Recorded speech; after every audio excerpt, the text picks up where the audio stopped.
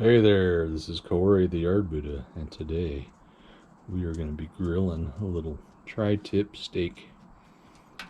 And out in my yard on a beautiful another spring day, and there goes Ding Dong number one, sniffing around.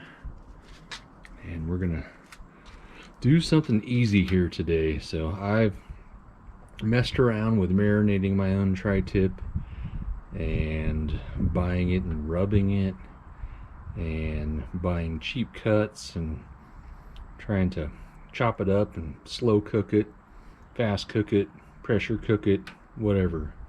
So this is my go-to recipe, and I'm kind of cheating, but this is the best marinade and steak that I've found, and it's from Costco. It's Morton's of Omaha. I mean, it's not cheap. I'm sure you can buy cheaper at $6.59 a pound. So this 4-pound piece was about 26 bucks. And I did cut off a few little fat pieces, which I'm just going to grill there on the side for maybe my own snacking.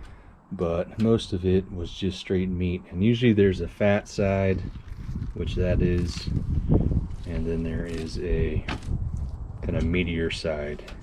And so I'm going to start this on the fat side, or on the meat side, with the fat side up, because usually if you start it with the fat side down, it's just going to burn. That fat is just going to start rendering and flaming up, and it's just going to catch on fire. So we're going to cook it with the fat up and hopefully let this melt a little bit, and then about 3/4 of the way through we'll eventually flip it on to the top and kind of char some of that fat.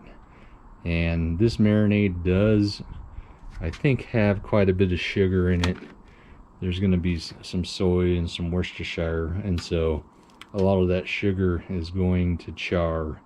So this may kind of look burnt there at the end, but it won't be. It will be nice and charred and juicy in the middle. And what I'm shooting for is 130 smack dab in the center middle there. This package here says to cook it until it's at an internal temperature of 145, which is a bunch of hooey. If you want medium rare, you want this cut to be at about 130 when you take it off, and then you'll let it sit for about 10 or 15 minutes in some tin foil, and it's going to be nice and juicy inside. Some of these other thinner areas may get above 130, and so there might be some people in your family that like it a little more well done, and so you go that way. But the sweet spot is that. So I'm getting this grill up to about 450, and it's probably gonna, I'm shooting for about 40 minutes, I think, for this whole thing to get up to 130. So here we go. I did season it with a little more pepper. That's about the only other thing I put on it, but I do like Morton's of Omaha's seasoning. It's really good, and it gets in there. So we'll see you back here in about 20 minutes. Bye.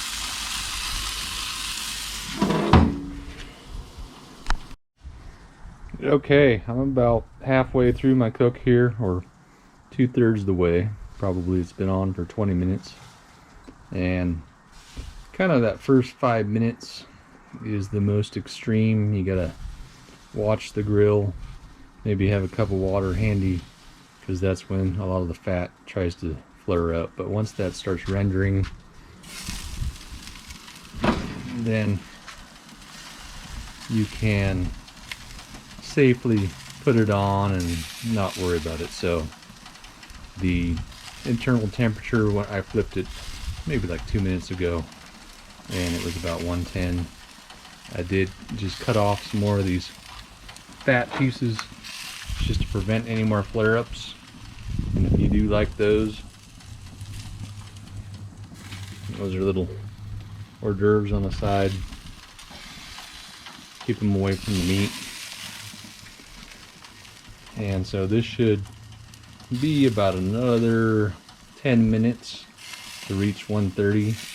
And I did kind of move it out of the hot part of my grill over into a less hot part, just to kind of slow it down a little bit. But we'll show you what it looks like when it's done. Okay, so here's our done tri-tip, and the middle was probably about 125, but the sides here were starting to get up into the 130s or so, and I didn't want to sacrifice all this meat here for just the very middle. So some people like it rare, some people like it well done, and we're going to get all of it. And so all I'm going to do here is for about 10 minutes, just kind of lightly cover that up. And I got some snackies for people that like that. Kind of the biggest thing that you want to do with tri-tip is slice it the right way. So you want to slice it against the grain, and I'll show you a picture of what it looks like sliced. We're gonna have some tater tots and some salad tonight with this. So thank you guys for watching. We'll see you later.